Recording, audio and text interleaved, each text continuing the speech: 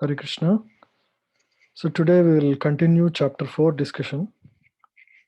So last week, chapter 4 Bhagavad Gita. So last time when we met, we discussed the overall summary. So this week we'll discuss the verses section wise and a little bit understand the overall flow of the chapter. Okay. So the chapter title is titled as the transcendental knowledge. Knowledge which is not perceivable by mundane senses, which we cannot acquire by pursuing through our mundane senses. So that is transcendental knowledge.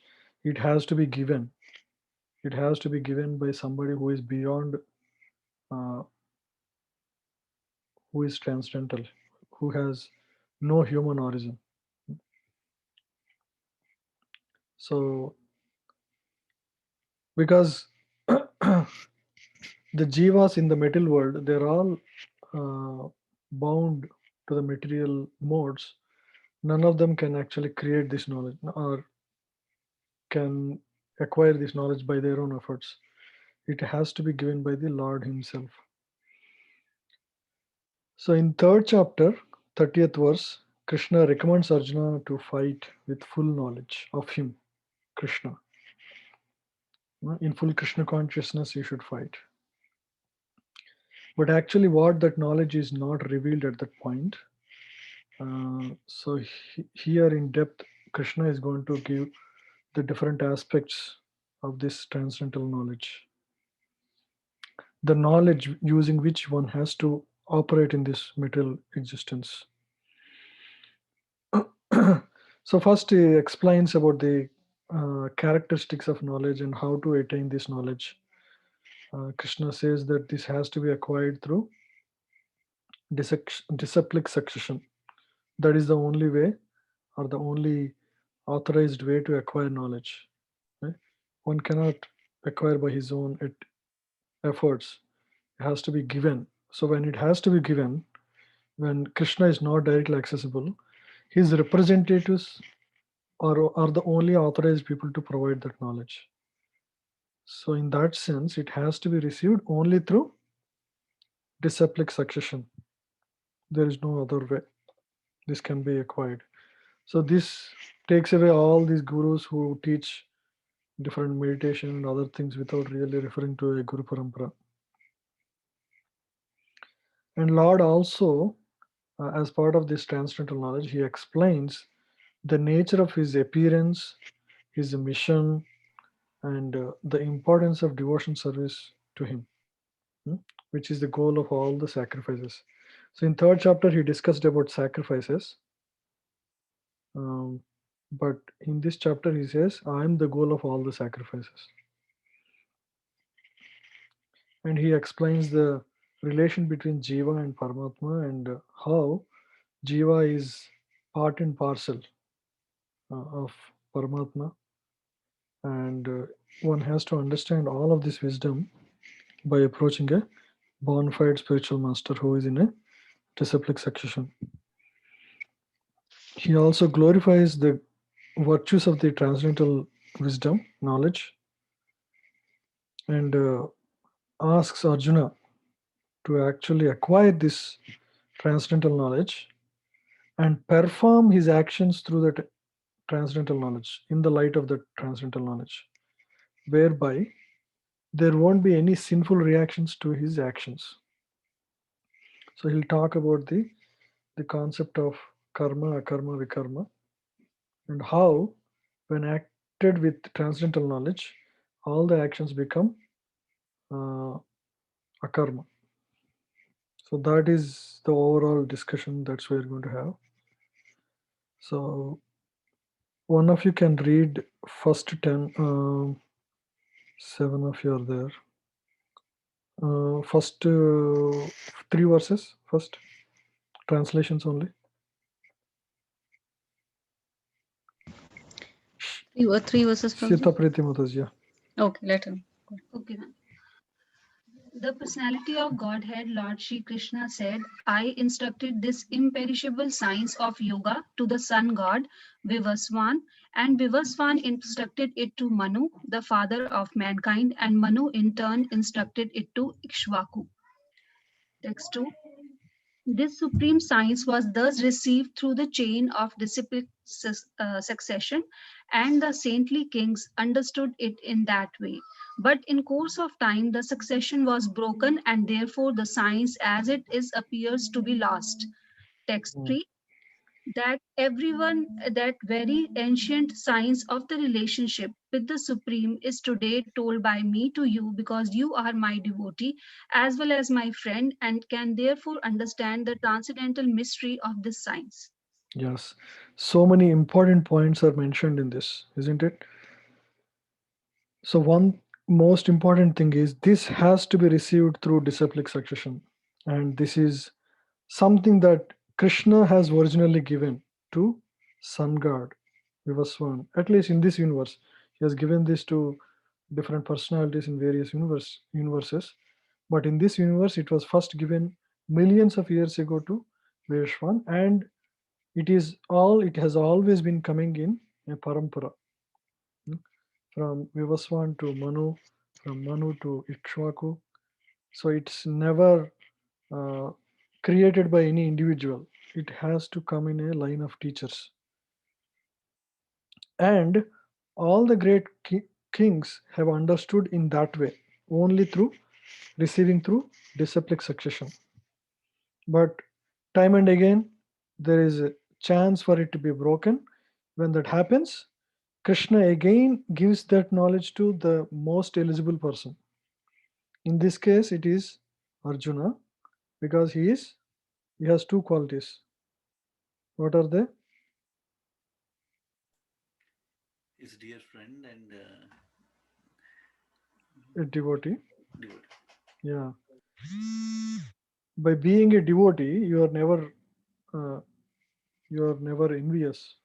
By being a friend, you're always a suhruda, means you always wish the best. So these are the qualities to understand transcendental knowledge. Uh, that's the main point. So if somebody tries to understand Bhagavad Gita by approaching without these two qualities, what happens? They will never understand the mystery of the science. Such a powerful point is mentioned here. If we don't have bhakti, bhakti is the only way. Not only bhakti, you also should be lovingly disposed to the Lord. Without that, we cannot understand Bhagavad Gita. Yeah, Daivi Radhika Mataji, can you read 4 to 8? Yes, Prabhu. Text 4. Arjuna said, the sun god Vivaswan is senior by birth to you. How am I to understand that in the beginning you instructed this science to him? Text 5. The personality of Godhead said, many, many births both you and I have passed. I can remember all of them, but you cannot, O subduer of the enemy. Text 6. Although I am unborn and my transcendental body never deteriorates, and although I am the Lord of all living entities, I still appear in every millennium in my original transcendental form. Mm. One more, two more actually. 8. Oh, okay, sorry. Mm. Text 7. Whenever and wherever there is a decline in religious practice, O descendant of Bharata, and a predominant rise of irreligion, at that time I descend myself. Text 8. To deliver the pious and to annihilate the miscreants, as well as to re establish the principles of religion, I myself appear millennium after millennium. Yeah, so Arjuna asks a very, very relevant question to really understand how, not he understands, but for our sake, he asked Krishna to reveal how he was able to speak this knowledge to Vivaswan millions of years ago. And then Krishna clearly distinguishes himself from Arjuna. Right? Although, and he talks about his nature of his personality, which is he is actually transcendental. He never deteriorates. Like all the human beings, all the other living entities in the material existence. And because he is a fatherly figure, he really cares for his children. What does he do? He appears every millennium, never misses, because he cares for the children in the material existence. And how he comes is explained in the next two verses. And what are the reasons that bring him? Whenever and wherever there is a decline in religious practice, O descendant of Bharata, and a predominant rise of a religion, at that time I descend myself. So these are the moments of opportunity then Lord, moments of time when Lord actually takes his appearance. And the other reason is, the reason is to deliver the pious. This is the primary reason. And annihilate the miscreants, to eliminate unwanted weeds, and to re-establish the principles of religion. So I appear. So Krishna is explaining his transcendental position in this, how he is, like many people consider Krishna as a great hero who appeared 5000 years ago, or a historical person, or a powerful person. He is not. He's not only that. He's not even, he's transcendental. His form is transcendental. Hmm? He never dies. Hmm? Appears on his own will, like we are all forced by our karma, but Krishna appears by his own will, and it's explained what all he does. This is transcendental knowledge. To know about Krishna is transcendental knowledge.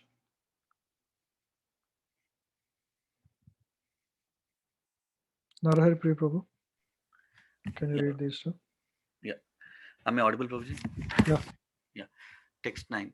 One who knows the transcendental nature of my appearance and activities does not, upon leaving the body, take his birth again in this material world, but attains my eternal abode, O Arjuna. Text 10.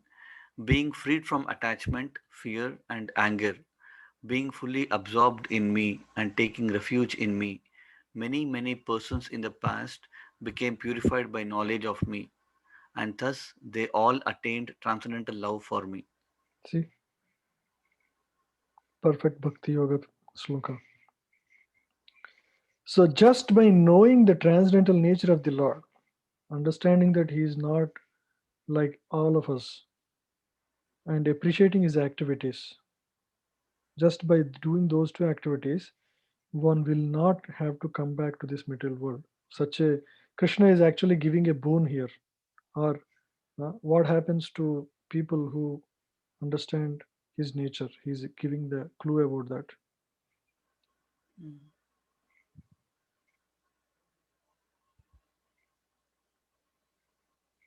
Yeah. So it's also explained many persons in the past have become liberated from attachment, fear, and anger, and ultimately achieved love of Krishna just by knowing the Krishna's appearance and activities. Because there won't be any fear once you understand Krishna and his position and our relation with Krishna.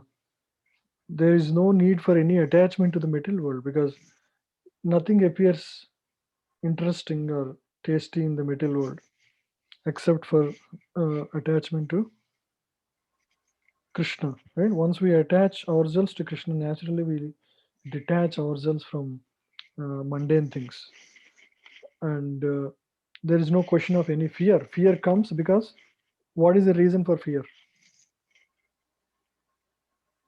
What is the reason for fear in the material world? Why we fear? Lack of knowledge, ignorance. Yeah. Anything else? Anybody? We Why? fear for what? We fear because we may think that we are going to lose whatever the appliances that we have. That's another good fear. Any other fears? What is the reason fear comes for anyone? Like, I fear something, right? Because Bondage. Attach.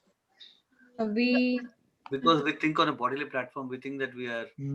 I think that's the main reason. Yeah. We want to control things, so yeah, Mm. we don't have the faith that we will be taken care. That's when the fear comes Correct. in.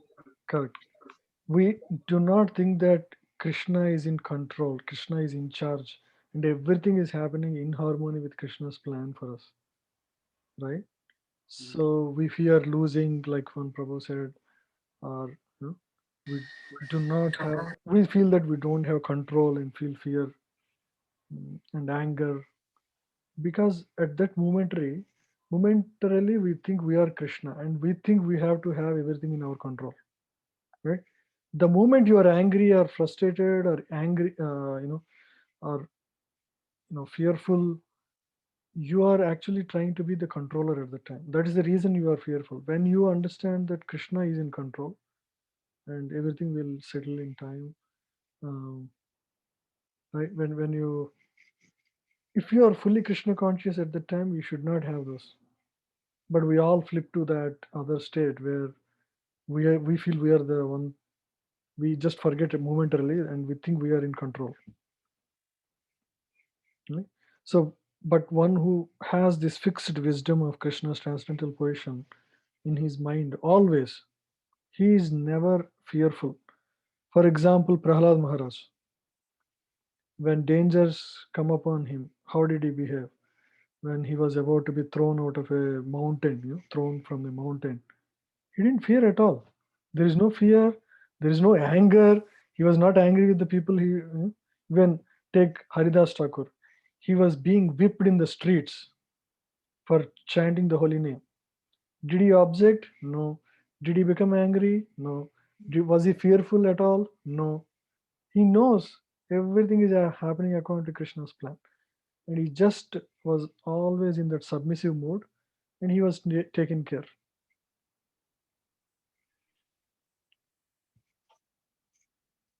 Right? So it's like that. 11 to 15. I can read, Prabhuji. Yes, Prabhu. 11 to 15, Prabhu. Yeah. Mhm. As all surrender, Yep. as all surrender into me, I reward them accordingly. Everyone follows my path in all respects, O son of Pratap. Next one. Men in this world desire success in fruitive activities, and therefore they worship the demigods. Quickly, of course, men get results from fruitive work in this world. 1 second. So Krishna's reward is according to our surrender. Hmm? Everybody follows his path. Even if somebody is worshipping demigods, ultimately, who is a demigod? Demigod is also part and parcel of Krishna only. So everybody is following his path in all respects. Meaning either you are coming directly or indirectly, doesn't matter. Somebody is going spiritually up, somebody is going down, but everything is actually coming in relation to Krishna only. There is nothing beyond Krishna. And Krishna here talks about demigods, sorry, Alpamedasha, who are unintelligent people, because of their fruitive mind, they are only worried about the fruits, and so they instead approach demigods who are the in charge of material affairs. Quickly, of course, men get results from fruitive work in this world. They would get their results. They think they are going to be happy, but ultimately they understand that the results they got are temporary and they are not satisfied by what they're getting. That's when the frustration keeps coming back after fulfilling the desires after many times happening like that, they would get frustrated with this bhoga. Then they'll turn to Krishna. But that's a slow path. Go ahead, Prabhu. Yeah. According to the three modes of material nature and the work associated with them, the four divisions of human society are created by me. And although I am the creator of this system, you should know that I am at the non-dual, being unchangeable. Yeah, Krishna is saying, yeah, so the Chaturvarna Maya system, he created all the 4 varnas and 4 ashramas. By working through this system created by Krishna and following the instructions given for these different varnas and ashramas in the Vedic scriptures as prescribed duties, one would gradually elevate himself. And Krishna himself clarifies that he is beyond the 3 modes. I am yet the non-doer, but being unchangeable. He is beyond the 3 modes of material nature. Yeah. Text 14. There is no work that affects me, nor do I aspire for the fruits of action. One who understands this truth about me also does not become entangled in the fruitive reactions of work. Mm. Krishna does so many activities. He sometimes steals butter, or steals gopis' clothes. Some people may consider this to be mundane activity and it is binding.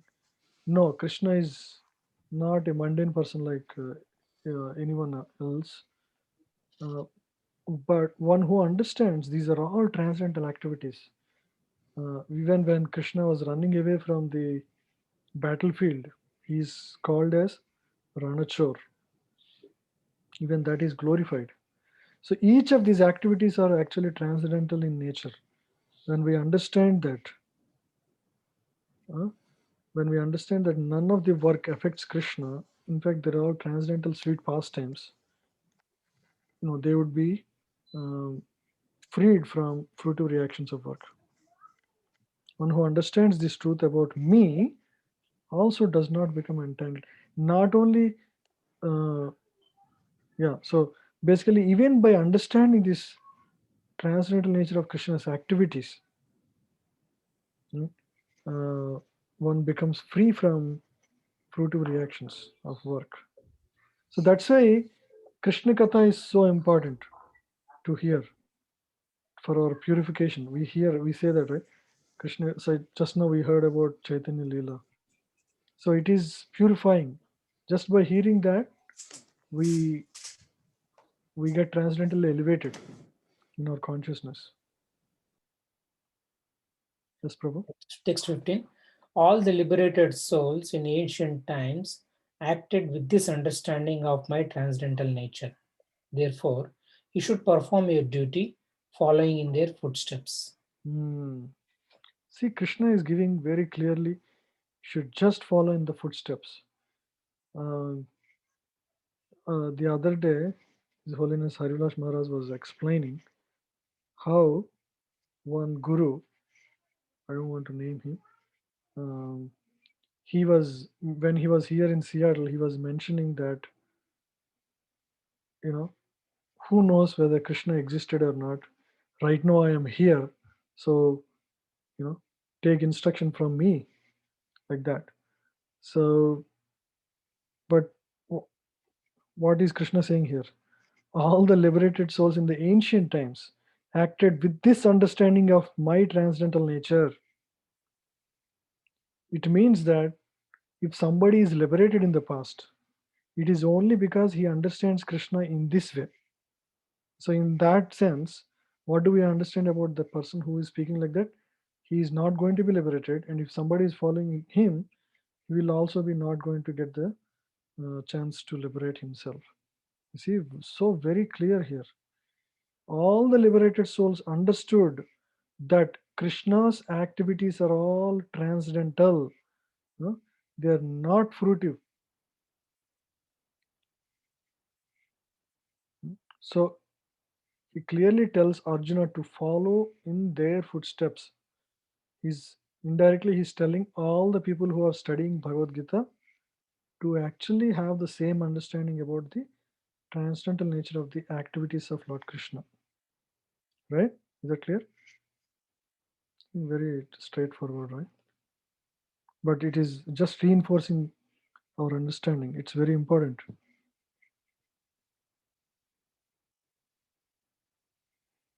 Yeah. Now Krishna talks about the inaction in action. This we already very well know, but quickly let's discuss this 16 to 24. Can someone read I can from? read, Prabhu. Yeah. Text 16. Even the intelligent are bewildered in determining what is action and what is inaction. Now I shall explain to you what action is, knowing which you shall be liberated from all misfortune. So, Text. what is the right way to act? So, we have to hear very carefully at this point. What is action? What is inaction?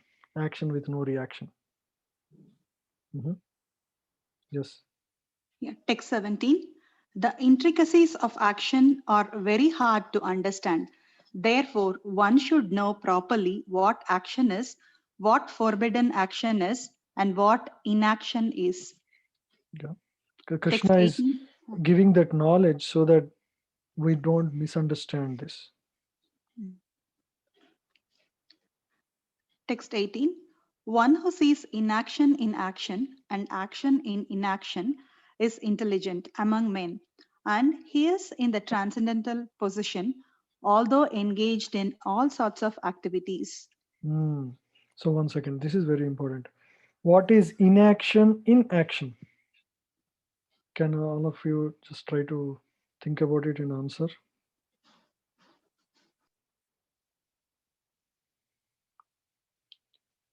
Inaction. So here, when the verb action is referring to the resultant reaction to it, so inaction is an activity with no reaction. Okay. Inaction means when performing in action, when there is no reaction. Okay. Nishkama. So, yeah, nishkama karma. Basically, activities. So one who sees inaction in action means this person actually performs some actions, but they do not find any reaction, or they do not give any reaction to it.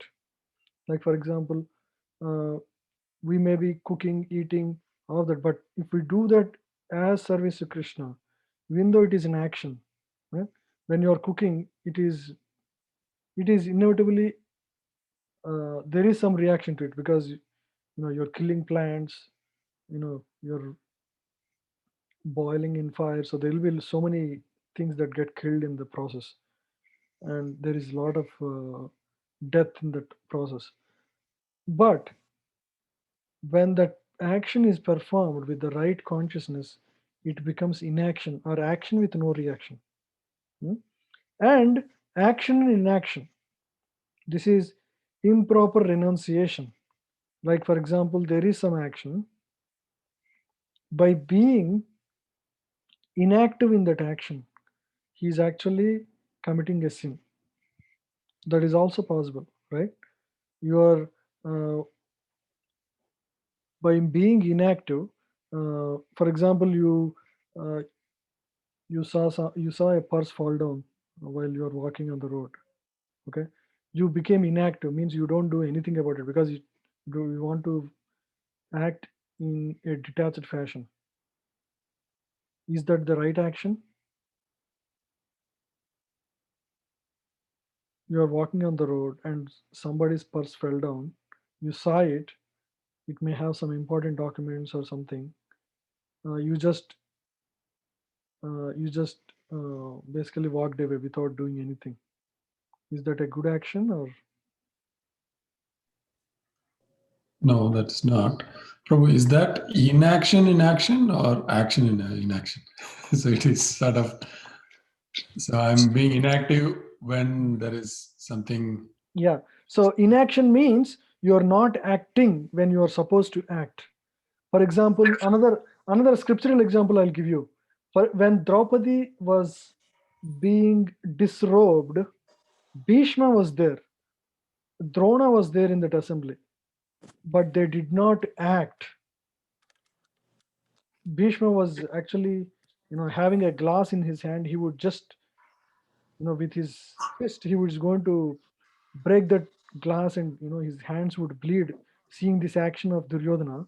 But he wouldn't act or say anything in that moment, except except for one of the brothers of Duryodhana. Nobody actually, Vikarna, nobody actually spoke anything about in that assembly. Is that action sinful or not? It is, Prabhu. It's It is simple. definitely Yeah. simple. Yeah. So that inaction is an action that results in sin. So that is action in inaction. So there are reactions to people. I mean, there are activities. There are, or the other simple example is, if suppose cow slaughter is happening and we don't do anything about it. Mother cow is, we know, uh, we need to do in our capacity. You can donate to some goshalas, or if suppose there is a petition, you should immediately jump into act. When you get suppose a message about, oh, this people are maintaining this slaughterhouse that is killing, we should ban it. We should not stay inactive, or that's going to have reaction. You see what I'm saying? So inaction can also result in reaction. That's what this part is saying. So it says, can see in action means he performs all kinds of actions, but he knows that those actions will not have any reaction. And he can also understand when being inactive in a particular circumstance can really result in a reaction. See, these two are very important aspects to understand. He is intelligent among men, one who understands that when to act, when not to act, by being silent when I will be committing sin, and by being active when I am actually performing an akarma. He is an intelligent man among men, and he is in the transcendental position, although engaged in all sorts of activities. He may be engaged in all sorts of activities, right? Devotees engaged in all sorts of activities. They don't renounce anything, like all these other babas who are in the forest. They do. We do. Sometimes we go out, distribute books, give prasadam, cook. So many things, so many actions are performed, but we know that they're all going to be giving no reaction. In fact, actually, it nullifies our past reactions. Next. Prabhu, can you give one more example for inaction in action? So inaction, no, action, inaction in action. Yeah, Prabhu. Yeah. So any activity we do, for example, like you are walking, okay, that would create some kind of a reaction because you are killing it. But if you are Krishna conscious, there is no reaction to it. Inaction in action. Or the other example that we may discuss before is, we cook food. When you cook food, even though it is vegetarian, still it will have some reaction. Why? Because Yeah, whatever you cook is coming from vegetables, which are basically plants that are grown. killed. Yeah. So that's an action. But because we always offer that to Krishna, it becomes inaction, means action with no reaction. You can replace this word with action with no reaction. Oh, okay. No Okay. reaction, basically no reaction. Action in inaction means there is some reaction. Here action means reaction. In inaction means when you did not when you are silent, when you are not acting. Right. Okay? When not acting, you may get reaction. By acting, you may not get no reaction. Okay. Yeah. Yeah. Clear, Prabhu. Yeah. So one who understands this is perfect Krishna conscious. Nobody else can do this actually. No other path can teach this kind of principles practically. Only Krishna consciousness makes it practical to perform this, to understand this verse and apply in our life. For example, take any other path. There is no other path because there is no such understanding about the transcendental position of the Lord and performing for the pleasure of Krishna, right? Yeah, next. Text 19. Yes. One is understood to be in full knowledge, whose every endeavor is devoid of desire for sense gratification. He is said by sages to be a worker for whom the reactions of work have been burned by burned up by the fire of perfect knowledge. This is the key. Devoid of desire for sense gratification. Any endeavor we do, any work we do, if we are not putting our self interest first,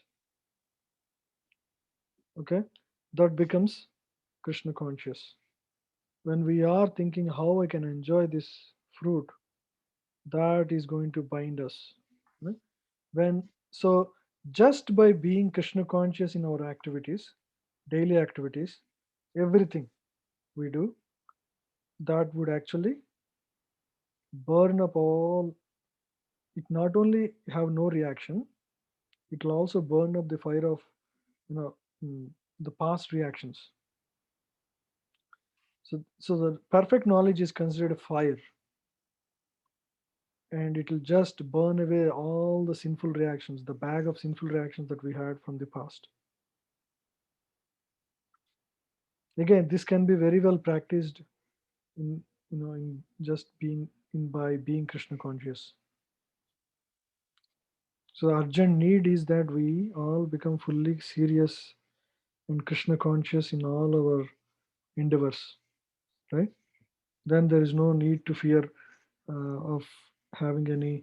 The simplest way, even if you cannot fully remember Krishna, the easiest way is to just before any activity, just say, Krishna, this is for your pleasure I'm doing, and just chant one time Hare Krishna Mahamantra. You can see the difference. Any activity, whether your office work or you know, or a conversation or anything, just make it a habit to just. I think we discussed this before also. Just make it a habit. I am waking up for Krishna's pleasure. I remember one devotee used to write, "Waking up for Krishna's pleasure." In the morning, he would, in his alarm, the title of the alarm is "Waking up for Krishna's pleasure."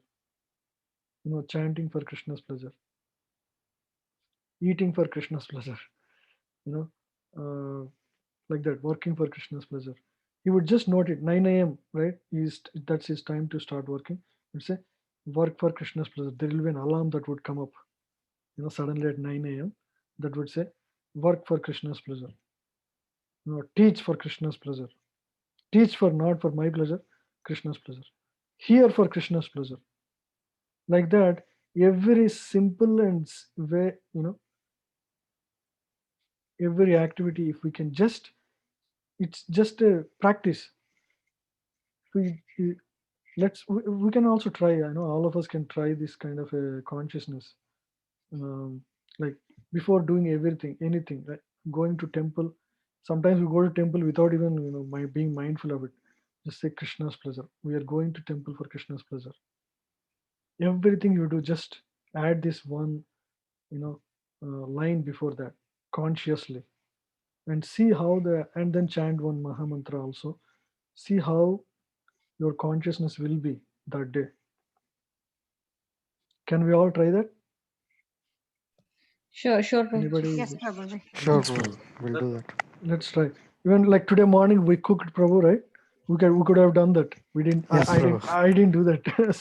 I was in a rush mood. Trying to finish off quickly.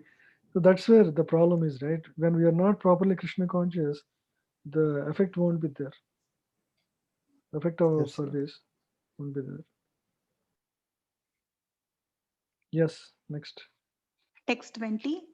Yes. Abandoning all attachment to the results of his activities, ever satisfied and independent, he performs no fruitive action, although engaged in all kinds of undertakings. See, this is the key characteristic of a person who is always Krishna conscious. He is always satisfied, because he is doing everything for the pleasure of the absolute truth. No attachment to the results of his activities. He doesn't expect certain results. He will do his work sincerely, he will give his best, but he is not attached whether sometimes good results or sometimes bad results. From the bad results, he would understand how he can improve, because his mind is freed up from the attachment. He can think in a positive way. He can use his energies to improve himself. Because otherwise, if you are excessively attached, what happens is the feeling of excessive happiness or distress coming from the failure of the project, these are going to emotionally torment your energy levels, or uh, what do you call, so they're going to drag you down, and so you cannot be very enthusiastic and focused on the activity that you are supposed to perform, because that is drained by either excessive happiness or excessive misery. But this person who is always Krishna conscious, he is ever satisfied and independent. Where he is never worried, oh, he's my manager, I need to satisfy. Of course, he has to work, deliver the work. He is mindful of that, but he's not thinking, oh, what is he going to do? What, like that. He's not afraid of him. He's independent. Means he knows he is only dependent on Krishna. And so, because of such mindset, Krishna conscious mindset, he performs inaction in everything he does. While he may be engaged in all kinds of activities, just like Srila Prabhupada. Huh? Srila Prabhupada would start temples, farm projects, write, teach, uh, all kinds of work. It appears like any normal person does all the, I mean, no normal person can do all those things, but it appears like any other regular activities. Some kind of spiritual gurus, they will they will not be involved in these construction and all these details of these projects. They would they would hand over that to their students or their followers. But he is not like that. Prabhupada was fully involved, and he was taking a lot of anxiety, but for the pleasure of Krishna. And he would say, these are my ecstasies.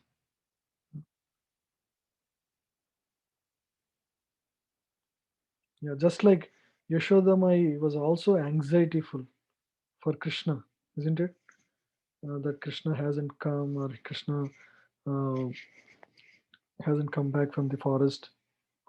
Many times Yashoda was so anxious for Krishna, but that is transcendental in nature.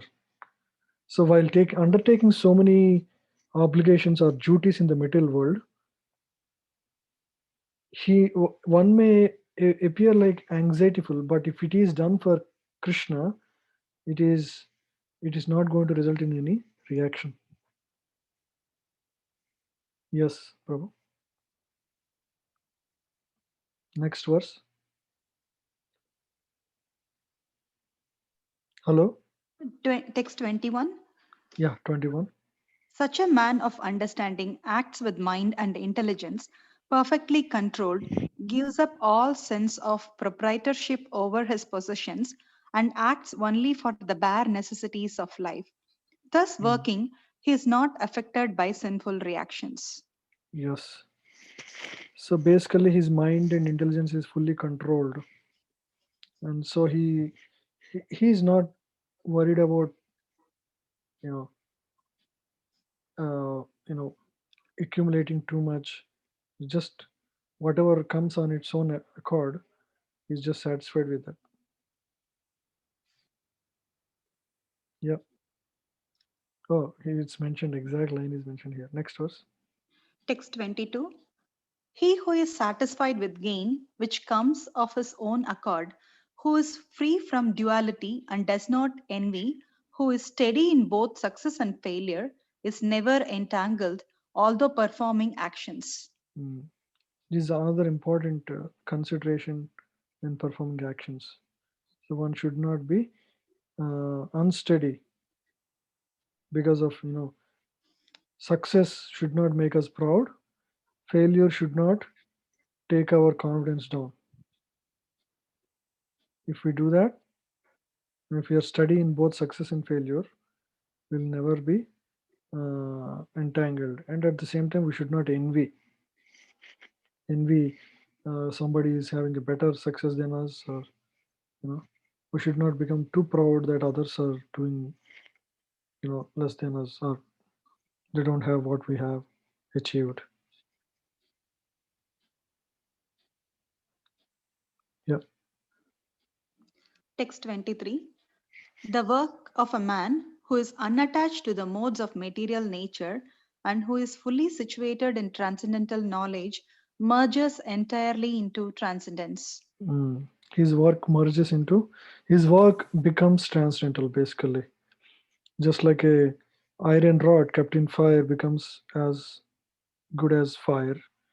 So similarly, a person who is unattached to the modes of material nature, his actions would also become transcendental.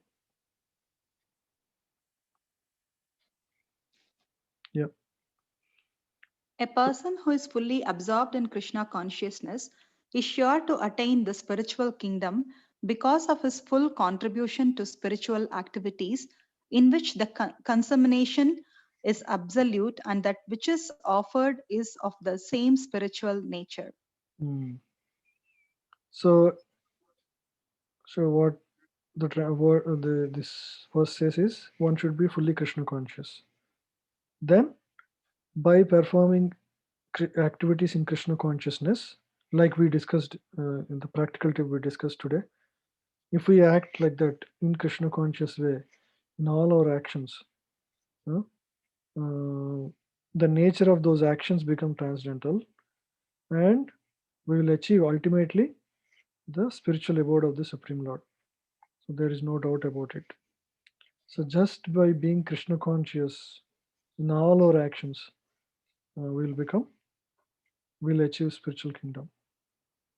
The last verse. So this all section is discussing about karma, akarma, vikarma. What is the right consciousness for performing actions?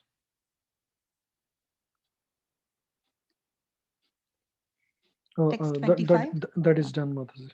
Okay, sure. So this whole section is inaction in action.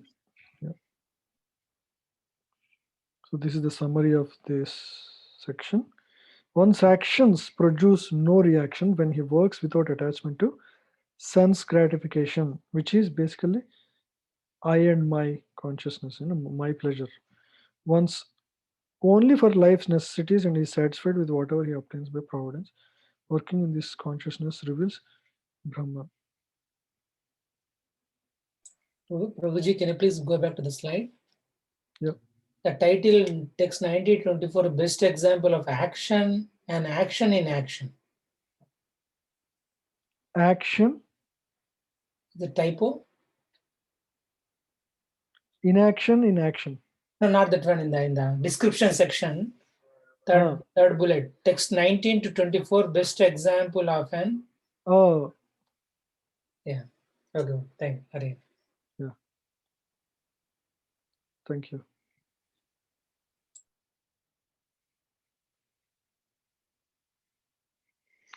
So the next 8 verses, 25 to 33. So Krishna so far described about the intricacies of action and reaction. Krishna began with saying, it's very difficult to understand what is the right action, what is inaction, and what is karma, akarma, vikarma. Even wise people sometimes misunderstand. And he gave multiple verses. He spoke multiple verses about what it means to be actually performing action in inaction. What is the consciousness? And when the actions would merge into transcendence, become transcendental, that is when we perform those actions without any attachment, and is now not uh, beyond the modes of material nature. So these verses describe the various sacrifices for different people. So let's read 25 to 33. Yeah. So this is just a quick, we don't need to discuss much, so quickly we can go through this. So who would like to read? Navadvip Prabhu. Navadvip Nandatulal Prabhu. Yes, sir. From 20, 5 to 33. text 25, some yogis perfectly worship the demigods by offering different sacrifices to them, and some offer sacrifices in the fire of Supreme Brahman. If we have any questions, we can stop and discuss. Otherwise, these are basically different methods of sacrifices. So even yogis perform demigod worship. That's what is mentioned in this. Okay. Yeah, go ahead. Text 26, some, the unadulterated brahmacharis, sacrifice the hearing process and the senses in the fire of mental control, and the others, the regulated householders, sacrifice the objects of the senses in the fire of the senses. Mhm. So what are the objects of senses?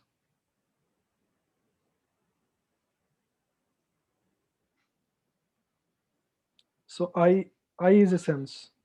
What is an object for the eye? Anything that is seen. Hmm? So what does it mean by sacrifice the objects of senses in the fire of senses?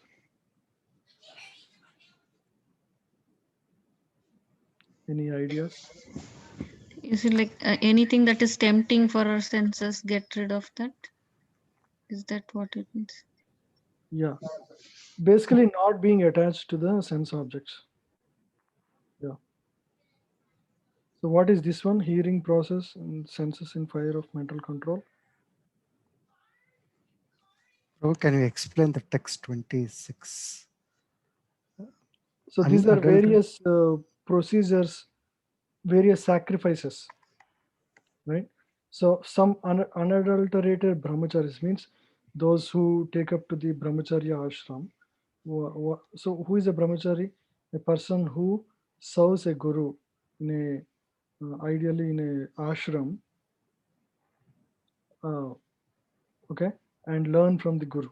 Okay, so as part of learning, he would hear from his guru, or hear from the scriptures. So their primary sacrifice is to hear. And then that way they would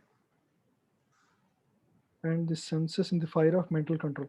So basically they achieve mind control on the mind through the process of hearing transcendental wisdom from the spiritual master. And others sacrifice the objects of senses in the fire of senses.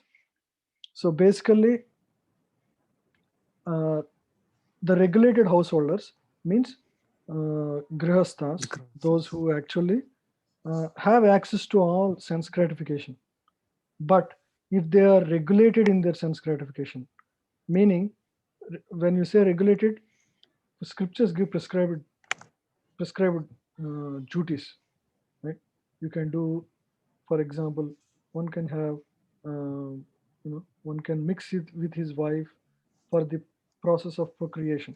So um, that is allowed, right? So when you regulate your senses in that way, in your eating, sleeping, mating and defending, in all these activities, so that also becomes a sacrifice. Okay, next. But Prabhu, the question is, the hearing process, even we hear, we follow the guru. So how is that? It's not exclusive for them. I mean, Krishna is just giving some examples of householders and how they do. It doesn't mean that only brahmacharis need to hear and others don't need to. But this is the primary sacrifice they perform, because brahmachari means one who is supposed to be sitting with the feet of the spiritual master, or in the ashram of spiritual master, and learning from the guru and serving the guru. These are the primary. He raises the arms for guru and hears and follows the instructions of the guru. So that is the primary duty of the brahmachari. So what we follow is called Bhagavad Marg. Okay, so in which Shravanam and Kirtanam is the highest priority work. Okay, that is going to purify everyone. But Krishna is just giving an example of primary duties of each of these classes of people. Right. Text 27. Others who are interested in achieving self-realization through control of the mind and senses offer the functions of all the senses and of the life breath as oblations into the fire of the controlled mind. Who is this? Who is he talking about here?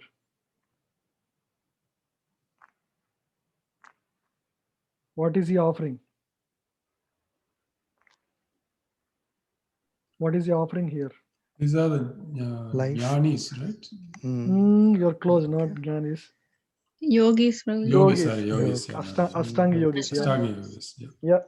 So Krishna is talking about how Ashtanga yogis, by following the process of Ashtanga, the 8 limbs of mystic yoga process, would achieve self-realization by offering their life air, or by controlling their breath. Yeah. Next. Text 28. Having accepted strict vows, some become enlightened by sacrificing their positions, and others by performing severe austerities, by practicing the yoga of eightfold mysticism, or by studying the Vedas to advance in transcendental knowledge. This part is Jnanis. It doesn't mean that bhaktas don't do it. Bhaktas will also do it, but specifically Jnanis. And again, this is again same thing as the previous one. And this is grahasthas can also achieve detachment by liberally sacrificing their positions in the service of people, right? Or God Himself. Charity. Text 29. Still others who are inclined to the process of breath resistant to remain in trance by practicing practice by offering the movement of the outgoing breath into the incoming and the incoming breath into the outgoing, and thus at last remain in trance, stopping all breathing. Others, curtailing the eating process, offer the outgoing breath into itself as a sacrifice. This is basically the higher stage of mystic yoga. Yoga has 2 stages, right? What are the 2 stages of mystic yoga? Yoga Rishta and Yoga Rurukshu, right? In 6th chapter, we'll discuss that. This is when one achieves samadhi, the highest stage, where one who achieves perfect balance between outgoing and incoming breath. One remains in trance, in samadhi. Basically, he's talking about the advanced Ashtanga yogis, and they will achieve perfection. How they achieve perfection? Yeah. Text 30. All these performers who know the meaning of sacrifice become cleansed of sinful reactions, and having tasted the nectar of the results of sacrifices, they advance towards the supreme eternal atmosphere. So by all these means, one can achieve freedom from reactions and advance spiritually. So these are all valid bona fide methods to achieve, to clear up one's karmic account. It's not only that one has to only practice bhakti yoga. All these methods will lead to purification. These are all bona fide methods. Yeah, 2 more verses, 3 more verses. So in these verses, Krishna is giving, I don't know whether it's right, he's giving more importance to yogis. He's mentioning about yogis in 2 verses. Why is that? Why is that? Because to clarify more, more details. That's all. I don't see. Okay. Krishna would talk about all the process. He's not going to, because why? Because students are of different interest. Everybody's taste is different. the teacher has to accommodate all the kinds of students, as long as they want to make progress in a certain path, that is still valid. And some of these paths are primarily the right methods for different ages also. So in that sense, he has to touch all the processes, but ultimately he will reveal his heart in 18th chapter, and in the bhakti section, 7th to 12th chapter, what he thinks really is the best of all these things. In 6th chapter also he tells who is the best yogi. Hmm? One who always thinks of me in his mind. He will tell everything, but he also tells what is the best thing as he sees it. So the conclusion is, should we strive to be a yogi? No. Conclusion is to be, ideally to be a bhakta if you can. If not, at least all these other paths are valid, so you can still advance spiritually in the other methods. Suppose I know some of my friends, even though they feel Krishna consciousness is right, they actually appreciate it, but they still are inclined to do meditation, the chanting the Om mantra and all. They're all good people, but their inclination is like that for whatever reason. So people are differently inclined, even though because every jiva is independent, right? So everybody has their own taste. So Krishna will talk about all the paths, but he would also tell what he considers as the best. Huh? Krishna says bhaktyama vijanati. Only through bhakti yoga one can truly understand who am I. Huh? Uh, Give up everything and just surrender unto me. So all these verses, um, Name Bhakta Pranashyati, means my devotee will never perish. There are so many instances where Krishna stresses the importance of Bhakti Yoga and as the superior process, and the one that he approves the most. But still, he would talk about all the processes, so that uh, if people are differently inclined than to be interested as a bhakti yogi, to take up the bhakti yoga process, they can still progress and make advancement spiritually. So he has to, as the father, he would cater to all kinds of interested children, right? It's not that oh, these verses also approve, so we can also follow this.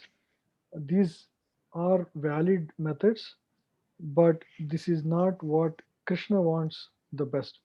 Yeah, again, I would like to put it that way. Right, bro? Yeah, can you read three more? Yeah. Text 31. O best of Kuru dynasty, without sacrifice, one can never live happily on this planet or in this life. What then of the next? Yeah, so all these sacrifices that were described for grihasthas, brahmacharis, or ashtanga yogis, mm, so all these are going to purify us from sinful reactions. So by doing that, one will actually live happily in this world, and by not doing so, he will be miserable in this world. Without sacrifice, one will be miserable. And what is the question of next life? He's going to continue to be miserable in the next life. See, now what we discussed is mentioned here. Go read. Yeah. Text 32. All these different types of sacrifices are approved by the Vedas, and all of them are born of different types of work. Knowing them as such, you will become liberated. Yeah. So these are all approved processes, and one can definitely make progress by following any one or more of these. Yeah. Last verse in this section. Yeah.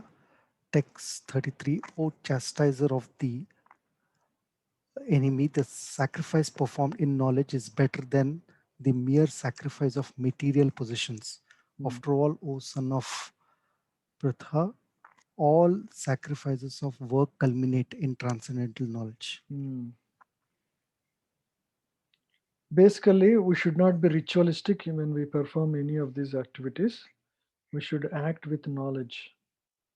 Should act when we act with knowledge, it would have the better results. And ultimately, they would give transcendental knowledge because all of these are prescribed methods in the Vedas. When one follows them strictly, sincerely, he would actually achieve transcendental knowledge by the grace of Lord. Yeah. So this lists various sacrifices appropriate for different types of people.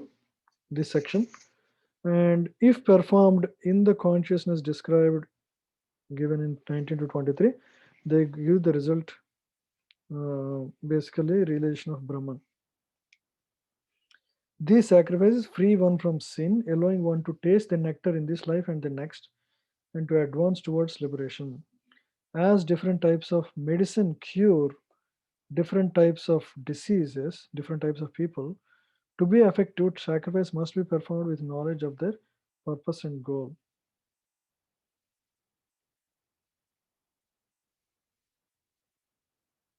Okay, now we are at the last section of this verse, of this chapter, 34 to 38. Acquiring knowledge and its reward. How to acquire this knowledge? That's what is discussed in the next 8 verses. How to acquire this knowledge. 34 to 38. Can somebody read 34 to 38? I can read. Prabhu. Yes. So just try to learn the truth by approaching a spiritual master, inquire from him submissively, and render service unto him. The self-realized souls can impart knowledge unto you because they have seen the truth. Mm-hmm. Yeah, this Having, is the method that perfectly is followed in ISKCON. Yeah. yeah, having obtained real knowledge from a self-realized soul, you will never fall again into such illusion. For by this knowledge, you will see that all living beings are but part of the Supreme, or in other words, they are mine. Mm-hmm. Yep. Even if you are considered to be the most sinful of all sinners, when you are situated in the port of transcendental knowledge, you will be able to cross over the ocean of miseries. Yeah. So if you are situated in the transcendental knowledge, uh, it doesn't matter how sinful your past is, you will still be able to cross this material existence. We saw the examples of Mrigari or even Valmiki. They were all very sinful in their past life. But once they understood uh, about the Supreme Lord, and when they took up the Krishna consciousness process, they're all able to achieve the same perfection as any other great souls were in the. As a blazing fire turns firewood to ashes, O Arjuna, so does the fire of knowledge burn to ashes all reactions to the material activities. Yeah, so this is the result of transcendental knowledge. So when we have the transcendental knowledge, it will actually, transcendental knowledge means who you are, who is God, what's my relationship with Him, how to act in that relationship. Sambandha, Abhideya. What is Sambandha? Relationship with the Lord Yeah, between the living entity and the between living Supreme. entity and the Supreme. Sambandha. Abhideya means anybody? Abhideya, what is the meaning of Abhideya? Acting in that relationship. So once you understand who is God, who am I, next thing is to act in that relationship. For example, you understand, mm, you have deity of, say, Gaurnita at home. You understand you are servant of him. And so what do? You every day you wake up, you pray to him, you offer you serve like a menial servant, right? So that is abhideya. Abhideya means acting in that relation. You do mangalarti. Why do you have to do mangalarti? Because you acknowledge his supremacy every day. You want to acknowledge explicitly his supremacy every day. So you do mangalarti, you do bhoga, you do offering of bhoga, you change dress, um, you do prayers, you do all these things. Why? Because you acknowledge his supremacy. That is acting in that relationship. Abhideya, sambandha, abhideya, and prayojana. What is the prayojana of it? Of Result of that action. freedom from, what did he say? Result of that action, Prabhuji. Prayojana. Result of that action is basically this is the result. Now Krishna is talking about the result. What is the result? The fire of this knowledge and acting in that knowledge. What it does? Burns to ashes all reactions to material activities. The prayojana is our reactions will be burnt away and ultimately we will achieve the abode of Krishna, right? So this knowledge, you have knowledge, but if you don't act, you understand Krishna is God, but it is only theoretical. You're just like a coursework on Bhagavad Gita. You learned Bhagavad Gita in your college, but you didn't do anything about it. You came home, but you are not changed at all in your habits. You wake up late, you never chant, you don't offer food. What happens if you don't do any of that? You have the knowledge, you have sambandha knowledge, but if you don't do abhideya, uh, if you don't act based on the knowledge you have, what happens? You won't get prayojana, right? Simple. So similarly, when we act in knowledge, that would actually burn all the reactions of all the material activities one performs. That's why we have to be very consciously performing these actions. Everything we do in relation to Krishna, everything like offering food, we have to be very conscious. When our effort is conscious, there will be the result, purification effect. In this world, there is nothing so sublime and pure as transcendental knowledge. Such knowledge is the mature fruit of all mysticism. And one who has become accomplished in the practice of devotional service enjoys this knowledge within himself in due course of time. This is the result of acting in that relation, abhideya. He ultimately enjoys this knowledge within himself in due course of time. Okay, next. Do you want me to continue, Prabhu? Yeah, 1 second, Prabhu. So acquiring this knowledge and reward, that's what we discussed. How do you acquire this knowledge? By approaching a spiritual master. We accept a spiritual master, and spiritual master instructs us to chant the holy names, to offer food to God every day, serve Krishna, perform arati. All these, when we do, what happens? All the reactions to the past sinful activities will be burned to ashes and finally achieve the mature fruit of all mysticism and devotion. Yeah. Can Chakrapani Prabhu is there? Sorry, Chaitanya Rupa Prabhu is there?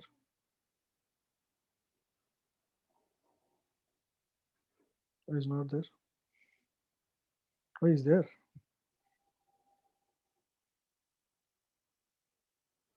He's muted. Okay. Who else?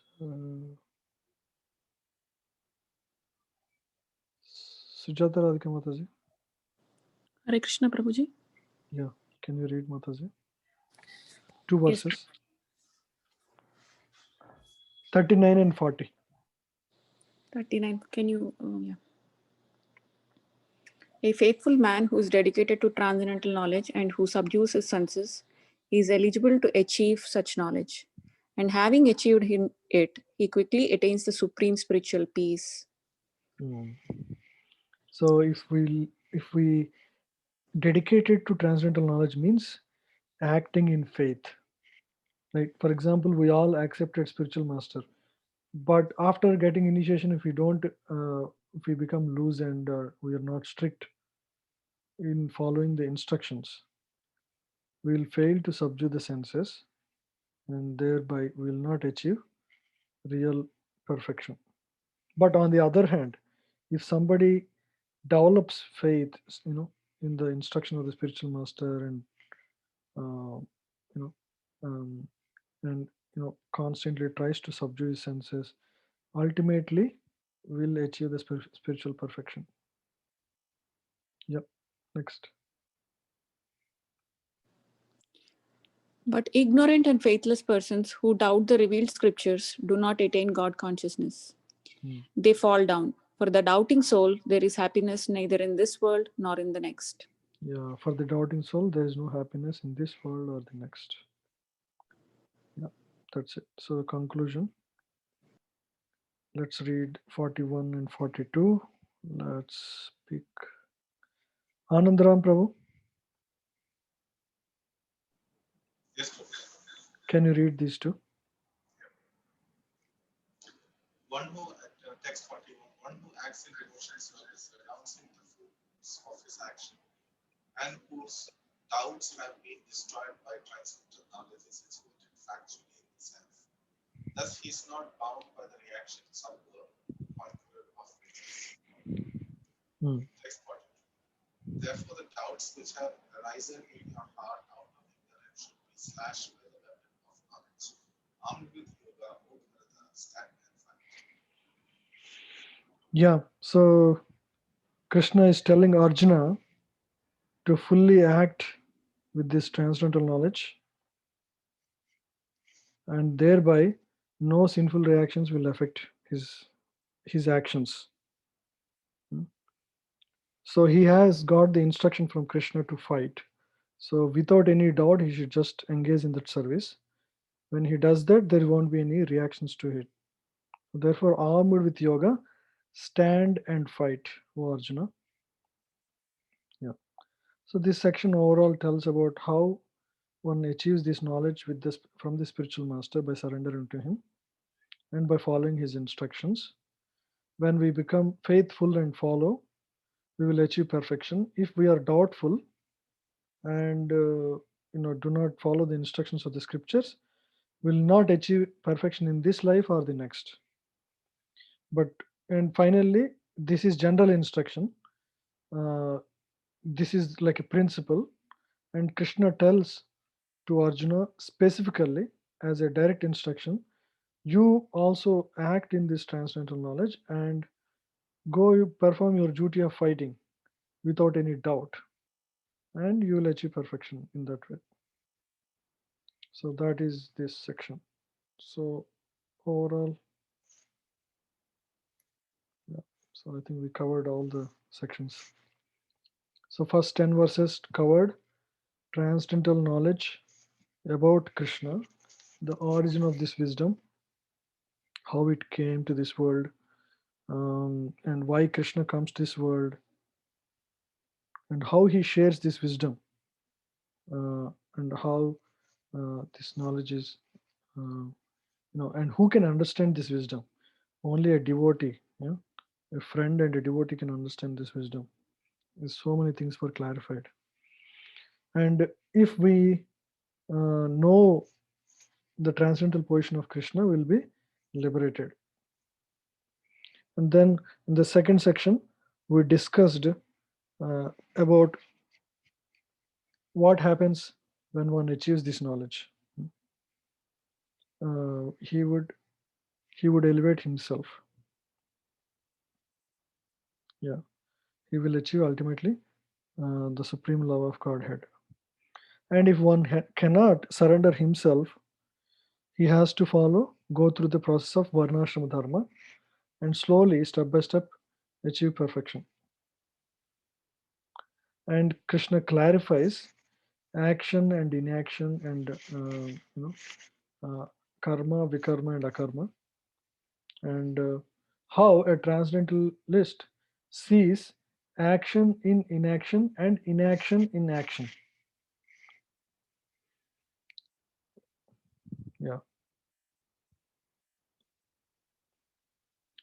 And the next section described the various sacrifices related to whether it is brahmacharis or grihasthas or yogis or bhaktas. What are the different ways in which one achieves perfection, which are all bona fide methods. And finally, um, final section tells about how to acquire transcendental knowledge. It is by approaching a bona fide spiritual master and surrendering unto him. If we faithfully and follow the instructions, we'll achieve perfection. If we don't, we will not. We won't achieve anything in this world or the next. And the final conclusion is to instruction to Arjuna to perform his duty in transcendental knowledge, thereby achieve perfection.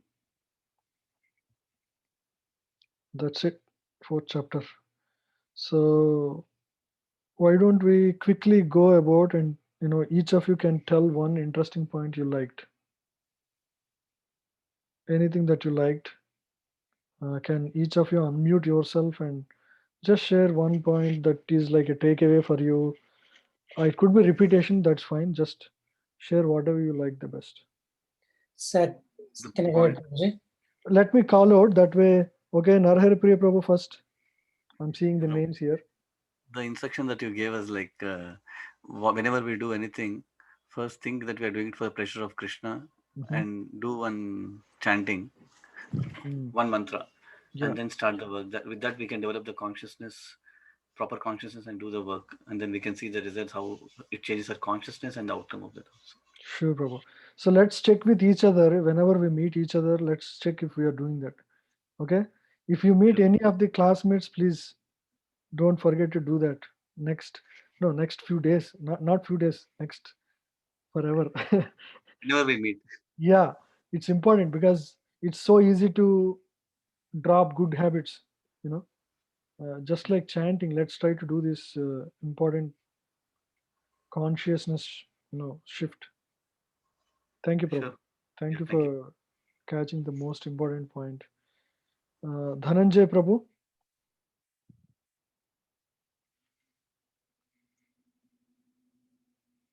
Dhananjay Prabhu, can you unmute? Yeah, I can unmute. Yeah, can you? The What's your takeaway? it a document I found recently reinforces what Narhari and you've already said about being very conscious about what you're doing when you're doing a service. Mhm. It's important to remember that you're doing a service for the Lord. So if you're doing the service and not thinking about that, then you're missing something. Yeah, I specifically remember Dhananjay Prabhu. He's so dedicated to serving milk at any time of the day.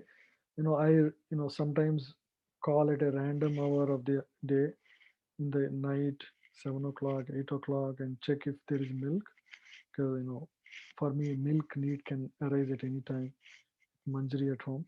So Prabhu would never be, in he's just jumps in to say, oh, I have milk or I don't have. Never I saw a little bit of frustration in his approach to his service. I really, really appreciate that, Prabhu. I really liked your attitude, taking that as a service. I'm just one person, there could be like 50 other people who might be giving you a call at any time. But you are very tolerant. That is being Krishna conscious.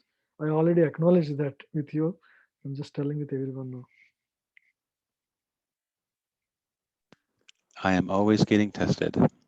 I know. Yeah, but you are always reacting Krishna consciously. Yeah. Daivi Radhika Mataji. Prabhuji, yes, Narari Priya Prabhuji mentioned like remembering Krishna before we start any action. That's the takeaway from me. And also, I would also like to always remind myself to increase my faith in Krishna. That He will take care. It's not me who's doing it; it's Krishna who's doing it. Uh, I'll have to find a way to remind myself mentally. Yes, thank you. I mean, we all are having little bit of independence. We can use our free will to serve Krishna. In that sense, uh, Krishna is not the doer of our activities. Krishna is the witness of our activities. So we should pray that we become an instrument in the hands of Krishna in our actions. That's how we should pray. In all the times, I should never become, you know, not being an instrument in your hand. Like that, we can pray. You see Thank what you. I'm saying? Sure, sure. Yes, yes. I see the difference. Thank you, Prabhuji. Yeah, very well. Thank you. Jai Shri Mataji. Jai Shri Devi Mataji. Hare Krishna Mataji, Hare Krishna Prabhuji, Dandavash Pranam, Jai Shri Prabhupada. So Prabhuji, I have two questions, if it is okay, or should I? So the two questions is one question. So in the class you mentioned that so people who are worshipping demigods are also in the path of Krishna, right? Because demigods are no one. They're basically the part and parcel of Krishna, right? So but all these people who are like Mayavadis or impersonalists and people like Sadguru and all people they are worshipping, they are also part and parcel of Krishna, right? So can we understand that they are also in the path of Krishna and eventually they will come sometime, or how can we understand it? Yes, everybody is in the path of Krishna because there is nothing beyond Krishna. Everything in existence is part and parcel of Krishna. But some are going down, some are going up. So in that sense, that statement is always valid. I had this exact doubt, and Chaitanya Prabhu clarifies that if nobody is excluded in the path of Krishna, in being in the path of Krishna, in the paths given by Krishna, but some are going down, some are going up. So in that sense, Mayavadis may be going down, demigod worship are going sideways, or bhaktas are going in the path, like that. Prabhuji, and then we keep hearing, right, like when we did DYS or like other classes also that we keep hearing. So all paths, generally all Hindus, they believe that not who are not Krishna consciousness, they all believe that, okay, oh, you're worshipping that, you're worshipping, so all paths lead to the same goal. But we refute with that, right? So so that statement and this statement I was not able to corroborate, Prabhuji. Oh, okay. So all paths lead to same goal. That is the statement of Ramakrishna Mission. Yatomat tatopat. Vivekananda says, by playing football also you can achieve perfection. That is Yes. wrong. That is wrong in the sense that so when they say that, so they are talking about achieving perfection, right? The path to perfection can be achieved by following any path. That is incorrect. Everybody is on my path is a completely different statement. Saying that everything is inclusive within me. Achieving perfection, for that we have to follow what is given in the scripture. Like for example, Krishna mentioned about various sacrifices which are all bona fide that one can follow to achieve perfection or to achieve purification. Just by not being God conscious, that's not given in any of those methods. For achieving perfection, the paths are very well given. Okay. That is a wrong misinterpretation of the Vedic, that Yatamat Tatapat is a misinterpretation of the instruction there. All beings are on my path. That's a misinterpretation. Okay, Prabhuji. Thank you, Prabhuji. That really helps. So another question, Prabhuji, in the verses when we were reading, we read that Krishna is saying here, listen from the self-realized souls, right? So self-realized means all these people, Godmen, they claim that they are self-realized, but they are not giving the right knowledge of Krishna, right, Prabhuji? Yeah. So, but they, in that sense, are they self-realized? No, they are not self-realized. If they are not giving the knowledge clearly, Krishna says this knowledge comes in disciplic succession. This is how all the great kings in the past have achieved perfection. So if somebody is not speaking in line with the scriptures, definitely that knowledge is not transcendental. It is just mundane knowledge. It is called speculative wisdom. These people can talk about things beyond things beyond our material understanding, but Mm-hmm. doesn't mean it is transcendental. Transcendental means it has to be bona fide wisdom in the scriptures. So Mm-hmm. that's not So they transcendental. So they nobody they won't any followers. They are not achieving anything actually. so then we can understand the meaning of self-realized soul only when they are talking about the knowledge of Krishna, right, Prabhuji? When they are talking about the knowledge approved in the scripture. For example, there are Ashtanga yoga is also mentioned as a bona fide method for purifying oneself. But if they follow exactly the method that is given in Mm. Bhagavatam third canto, it mentions about how to practice this Ashtanga yoga, meditating on the Paramatma within the heart, the form of Paramatma, and everything is given there. So if you follow like that, even Mm-hmm. though it is not directly bhakti yoga, still it achieves purification. But it has to be a bona fide process given in the scriptures. Okay. Okay. Yeah. So the self-proclaimed godmen, if Not they are only not, just it's yeah, not only bhakti yoga, it can be Ashtanga yoga, it can be Jnana yoga. Jnana yoga, yeah. But those are not prescribed for us for this year. So it may not really give its effect immediately because it will take time. It's a very slow process, staircase method.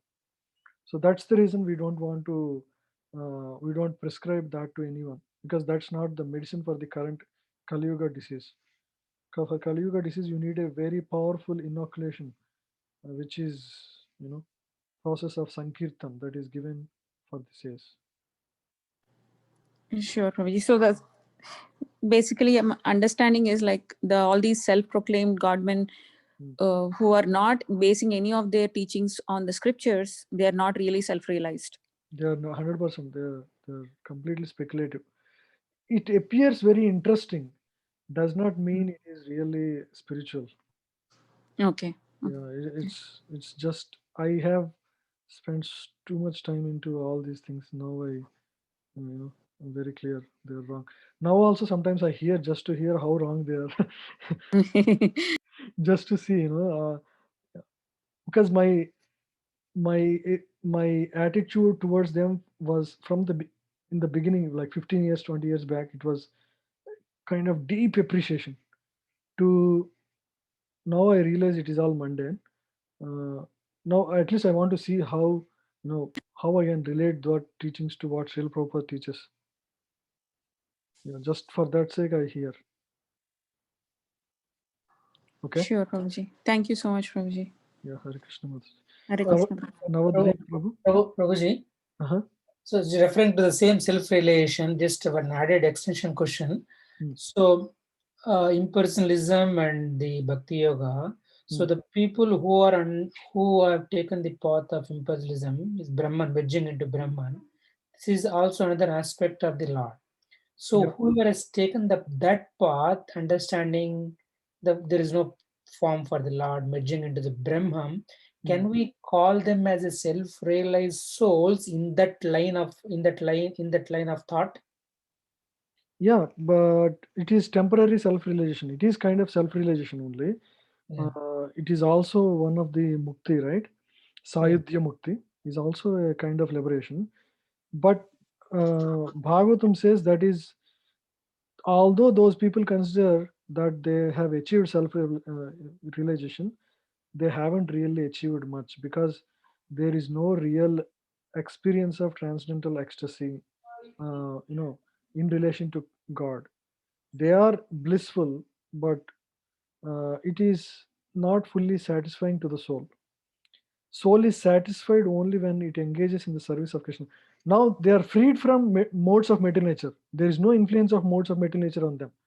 Those people who have achieved this Sayajya Mukti and they merge into Brahman, they are in a state of bliss, but there is no engagement for them. But soul is active, so seeking some engagement after millions of years of solar years, they again come back to the material world for to engage in the philanthropic activities and all. Bhagavatam describes this.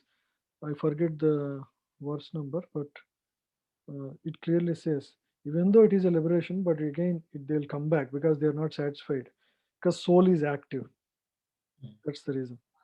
Thank you, So it is Prabhu. also, it is so liberation. There are two things for the impersonalists. The goal is to be out of the influence of modes of material nature.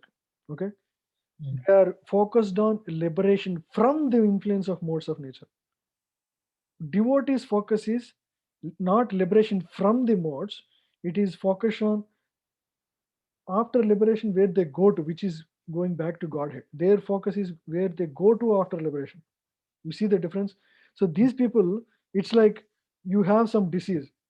The focus of the impersonalist is like, I need to get out of disease. I need to get out of the disease. That's much only. Okay. But after getting out of disease, the other important thing is to restore your strength, right? Devotees are like, they are focused on engaging in the, you are, suppose you are diseased right now, you cannot even get up. One thing is to cure yourself, influence of the modes of material nature is like that, getting out of influence. Second thing is to be engaged like you are always doing before. Like say you are working for some company, to be able to work like you were acting before. So devotees are like that. Devotees are focused on their devotional engagement in the abode of the Supreme Lord. They want to be active, actively performing spiritual services directly to Krishna, serving Krishna in the spiritual world. So their focus is where they are liberated to, and the impersonalist focus is where they are liberated from, which is the influence of the modes of material nature. See the difference? Yeah, wonderful, Prabhu. Wonderful explanation. Thank you. Yeah, very good. Next, who else? One second. Narhe Prabhu, Shamukund Prabhu. Yes, Prabhu. So one thing was the understanding of inaction in action and action in action. Inaction. There's a little bit of mind bending and interesting as well. That's true. Right. So that's one. But the more important thing is, having a good spiritual master, inquiring from them, and following those instructions is the primary goal of life. So that if we do that, obviously, we can not just lead a meaningful life, but also eradicate all the past sins. Sinful, yeah. Right, all the reactions from the past sins, and so that's one of the main things that we get out of this, following the transcendental path. So we are all extremely fortunate to be associated with ISKCON. All these Bhagavad Gita slokas come into our life just because we have stick to this path and continued our journey, accepted with faith and followed the process like what Prabhu was mentioning. And we have to, be grateful for what Krishna has given, a bona fide spiritual master and instructions to achieve, advancement in Krishna consciousness. Yep, thank you, Prabhu. A wonderful point. Sita Priti Mataji. Yes, Prabhuji. So the sacrifices that are performed in knowledge is better than the mere sacrifices of material possessions. So I was thinking that being a householder, what sacrifice I am doing. So means this is the point that clicked me. Yeah, very good. The knowledge is important. Means why we are doing a sacrifice. That knowledge is important. Otherwise, it is just a material possession. We are doing the sacrifice only to gain something. Then, if we don't have the knowledge. Correct. So we need to act with knowledge, and that is, Krishna says, that is more important. Acting. Otherwise, it becomes a ritual. Yeah. When we do with knowledge, it becomes spiritual. Yeah. Then we'll achieve the result of that action that we perform. Thank you, Mataji. Sujata Radhika Mataji. Prabhu, there is a lot, so I didn't take notes. So I think a lot of people covered a lot of things. So I think one thing was Sambandha, Abhideya, and Priyojana. It's like knowing, like as Sita Priti Mataji mentioned. Mm. And also by following these, your past sins are eradicated. So Mhm. so we don't know how it happens. It happens. Like for some people, new people, I tell them like, okay, you can chant. I don't know how it works. I don't know the mechanism behind the science behind how it works, but it works. Yeah, So yeah. that's a good point. Just like when you take a tablet, you don't know how it works, but it works, and you get cured of the problem. So similarly, by that's what Krishna says in the actually in the past, like when he was talking about the first few verses when where he was talking about how this knowledge was received in disciplic succession in the past, and many people have achieved perfection by receiving this knowledge in this way. So similarly, when we follow the teachings that are coming in a disciplic succession, we will also achieve perfection. We need to have that faith. When we have that faith, we will achieve that the result. Yeah, thank you, Mataji. Thank you, Prabhu. Anandaram Prabhu.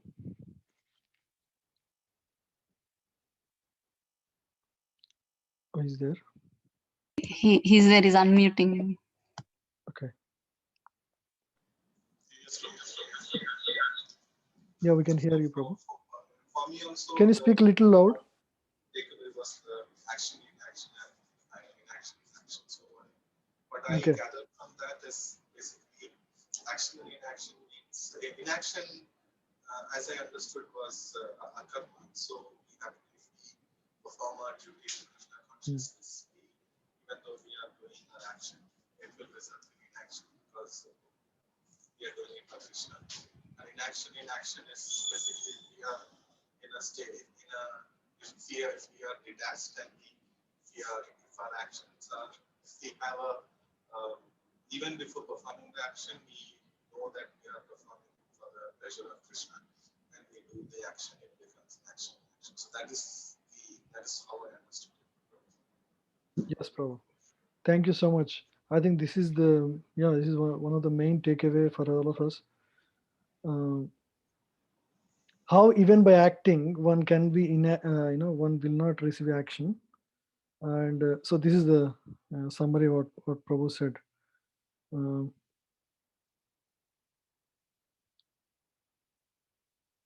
in other words, freedom from reaction can result from proper action. If the activity is prescribed in the scriptures and we perform for the pleasure of Krishna, it actually frees one from the reaction. On the other hand, a sinful reaction can result from improper renunciation. Even if you renounce something, you may end up being entangled because uh, that is improper renunciation. That is for the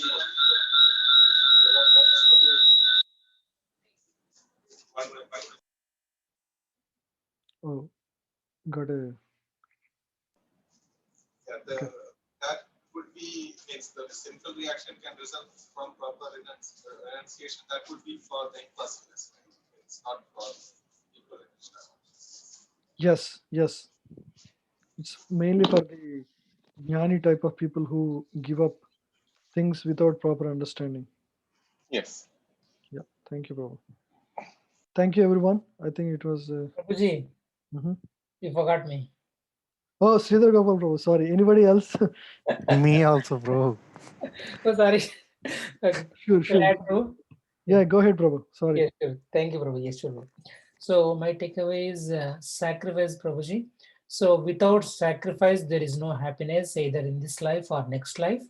So whatever the sacrifice that we are doing, so we should start with thinking that we are doing it for the pleasure of the Lord. Yes, yeah. Yes. Summary of the chapter. Yeah, I think the same thing connects in the Bhagavad Gita 9.27 also, Prabhuji. Yep. So whatever the austerities or whatever the charity that we give, we should do it in the account of Krishna. That means for the pleasure of the Lord. Yat karoti yadashnati. Is that the one? Yes, Yat Prabhuji. karoti, yadashnati, Yeah. yajjahoti, Correct. dadasi yat. Correct.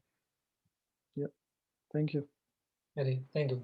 Navadvip Nandadulal Prabhu, please Yeah, go. text 36 and 37 was very insightful, and also this is helpful, especially during preaching, Prabhu.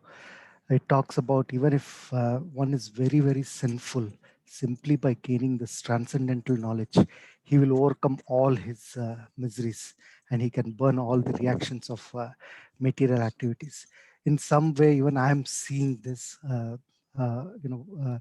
the miseries which I was encountering maybe 10, 12 years back versus what I'm going through now, it has dramatically reduced. So when we're talking to new people and trying to invite them into Krishna consciousness, these verses will be very relevant. Yes, yes. Yep. Thank you, Prabhu. Okay, so we'll end the class here. Thank you very much. Thank you, Prabhuji. Hari Thank Bol. you, Babaji. Hare Krishna. Thank you, Prabhu. Krishna. Thank you, Prabhuji. Hare Thank you. Krishna. Hare Krishna, Hare Mataji. Hari Bol, Prabhu.